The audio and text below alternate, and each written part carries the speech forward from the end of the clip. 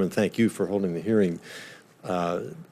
It's been informative, and we've talked to just a couple of whispers here in between in terms of some action that we think we can take regarding some of the trade agreements that are coming before the Senate this year. So this has been very, very helpful. Mr. Busse, thank you also for your testimony and for being here.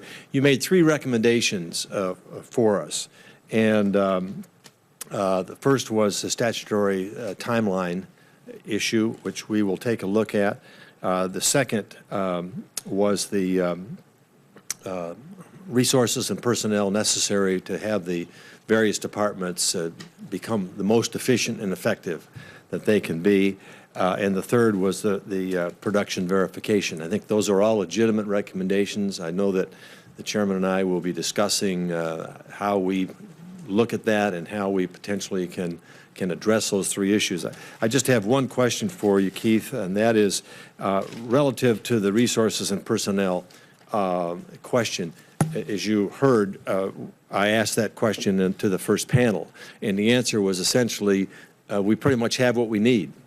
Now, as I said, that's welcome news to us that are in a position where people are going to be asked to do more with less, and we don't have the funds available out there to do many add-ons, if any. But I would be interested in your response to them when they said to their answer relative to, well, we've got what we need. Maybe there's a few more efficient ways of doing so, but we have the resources and we have the personnel. But that's really contrary to what you were saying, at least I think of what you're saying. Can you want to comment on that? Well, I think it's been clearly established there is cheating and fraud going on, and I think it really is low-hanging fruit. I think the return on investment is monumental there. It's appropriate, I think, that we're sitting here in the Dirksen building. I think it was Everett Dirksen that said, you know, $1 million here and $1 million there, and pretty soon we're talking about real money. I guess in today's environment where we have enormous debt, we have revenue streams that don't match that debt, running enormous deficits, I would say this is one of the easier areas to pick up $1 billion or $2, because I think the phrase today would be $1 billion here and $1 billion there, and pretty soon we're talking about real money. Mm-hmm. So it's tough enough to bring a dumping case. A lot of work goes into that, and they're hard to win.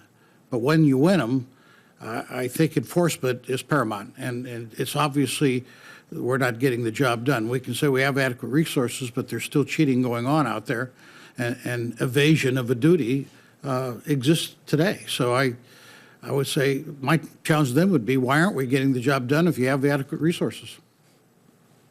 Well, Madam Chairman, thank you. That's all the questions that I have. Again, thanks to the panel for your contributions here, and we look forward to continuing to work with you and administration officials to, as you say, go after that low-hanging fruit and have a better system that not only brings in more revenue, but also protects U.S. industries and U.S. jobs. Thank you. I just have 3 brief questions, and while Senator Coates is here, just bear with me for a minute.